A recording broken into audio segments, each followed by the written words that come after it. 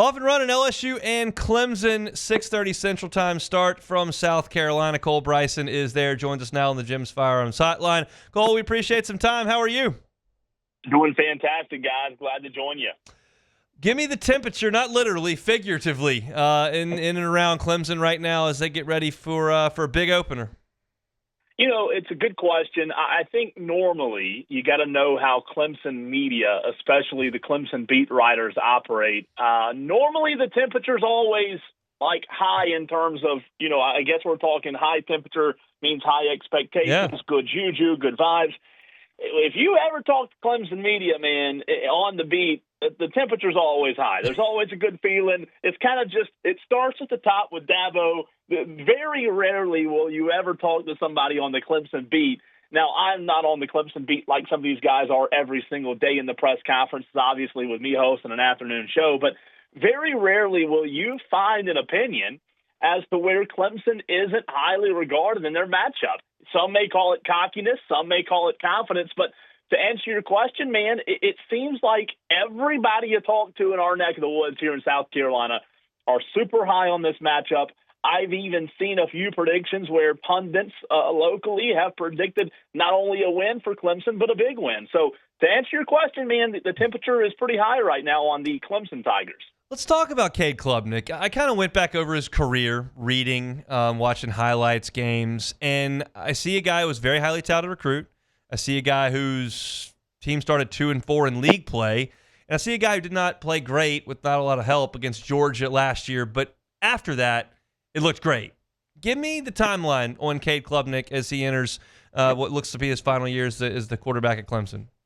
You know, it's really interesting with Cade because if you listen to Cade at ACC kickoff, if you listen to him a couple of days ago, maybe a week or so ago on ACC Network, Cade Klubnik has a chip on his shoulder because of his past at Clemson. You talk about 3 years ago.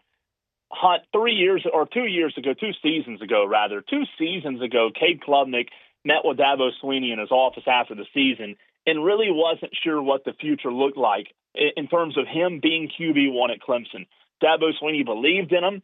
Dabo Swinney gave him a pep talk, and he also told him in that meeting that Cade Klubnik talks about a lot about 2 years ago, again before the 2024 season kicked off. Cade Klubnik will be very quick to tell you that Dabo Swinney challenged him in that office meeting that day between Dabo and Cade Klubnik. So to kind of answer your question, Hunt, Cade Klubnik has been a work in progress. What you saw in 2023 from Cade Klubnik is not even remotely close to what you saw in 2024. And Clemson pundits, Clemson fans will tell you that hopefully what you saw in 2023 isn't remotely close to what you'll see in 2025. Now, we all know Cade Klubnik has some big shoes to fill at Clemson, right? With Deshaun Watson, with Trevor Lawrence. Cade Klubnik's very close with Taj Boyd, former Clemson quarterback, who has a little history with LSU, years and years ago in Atlanta, Georgia. Cade Klubnik even talked about today during his media session just how close he was with former Clemson quarterback Taj Boyd, who's now on staff at Clemson, by the way. So to kind of put it all back into perspective here, Cade Klubnik has been a work in progress, but at no point, Hunt, in Cade Klubnik's career has anyone, even Clemson fans, ever just given up on him. There's always been those bright spots. However, on the flip side of that, Hunt, there's also been some tough spots, like the 2024, last year, the game, the regular season finale against South Carolina, a home game for Clemson. Clemson's the better team. We all know what happened at the end of the game with Lenora Sellers making a Superman-type play to win the game when there was orange completely surrounding him. But Cade Klubnik had a very costly interception at the end of that game against South Carolina a season ago. And you also look at the Louisville game that they lost in 2024. Even though no one has given up hope on Cade Klubnik, Hunt, there have been times you look at this guy, especially in that South Carolina game, because that is a sick feeling Clemson fans had. There have been times you look at Cade and just think to yourself, what in the world is this guy doing? So Clemson fans will tell you, hopefully there's just not near as many opportunities for that in 2025. However, going up against LSU in the season opener, man, he's going to have to be near perfect in my mind. I don't have any questions about the Clemson wide receivers. Those three guys are stars. I do have a question about the Clemson running game. Like, what's your confidence level in this Clemson running game with an unproven back? You know what? We have spent a lot of time, man, talking about this contest, this matchup happening Saturday night. And while, going back to your very first question, while the temperature's high, while the feelings are good, the vibes and the juju, everything's good, the number one concern amongst most Clemson media, those in the Upstate where we are, those Clemson fans around the Southeast, the number one concern is that running back room that you just brought up. You have lost, over the past few years, number one guys. Going into this season in 2025, you just don't know if you have a number one guy. Adam Randall is a converted wide receiver. Listen, a dynamic runner of the football, there's no doubt. He's drawn comparisons to Cordell Patterson in which the way he runs after, he possesses the football. He is a very good runner after he possesses the football. He was a good receiver for Clemson. You saw toward the tail end of last year in that postseason, Dabo Swinney moved Adam Randall to running back. So there's a lot of question marks there, especially with Adam Randall, if he can be the workhorse per se at RB1. And then you also have Gideon Davidson, a freshman phenom from a place that's really not well known in the likes of the Southeast. When you talk about what Gideon Davidson was able to do at the high school level, Max Preps National Junior of the Year, Virginia Gatorade Player of the Year. He had jaw-dropping high school production. So there's a lot of hype around Gideon Davidson. But even with that hype, even with some maybe promise about Adam Randall, there are still unknowns. Now, if you ask Dabo Swinney will tell you he has said on record just months ago that he believes that Adam Randall will be the best story in college football in 2025. Dabo Swinney has always been loyal, always been confident in his guys, and Dabo Swinney's been on record talking about that multiple times. So C.J. Spiller, the running backs coach, they have a lot of confidence in what the former wide receiver Adam Randall can do at running back. But to go into the season not having that number one guy, it's definitely a concern. On the defensive side, I'm curious how a defensive front that's got Peter Woods, that's got T.J. Parker, that's got the talent and production really that Clemson had at linebacker struggles so badly against the run like they did last year. How do you quantify that?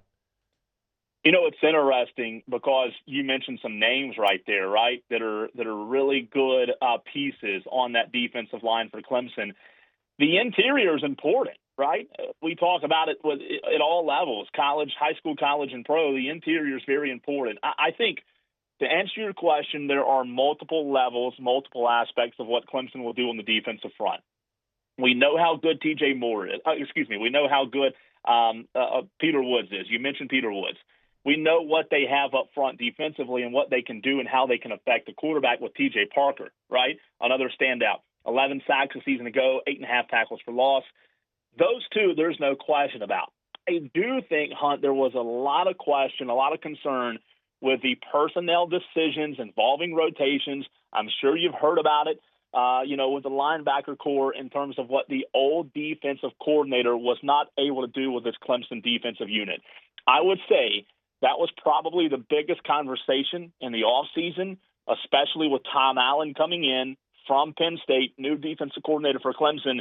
When you have to make a change and get rid of Wes Goodwin, Dabo Swinney made a change, but also a big, bold change by bringing Tom Allen in, right? A lot of people look at that as a lateral move when it happened in the offseason.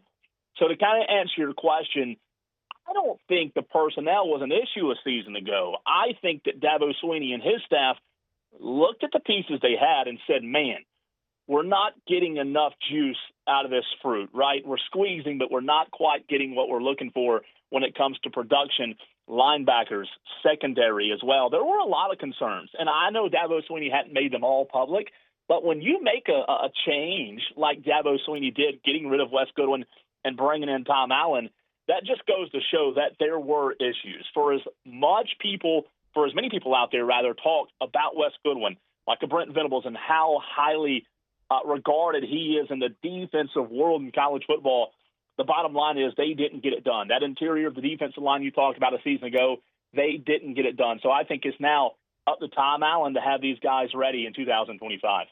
Cole Bryson's our guest. He's with the Fan Upstate there in South Carolina. A couple more here. I'm curious about special teams. What can you tell us about Clemson in the kicking game?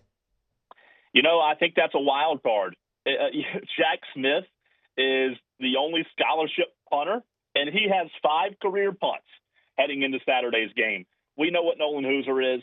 He was really good in 2024, especially in that ACC championship game, right, in that walk-off win, per se, against SMU. He was 18 of 24 in 2024, FWAA Freshman Special Teams Player of the Year. He was on all kind of, preseason watch lists. So in the kicking game, I believe Nolan's going to be a solid piece, and there's not going to be a ton of concern.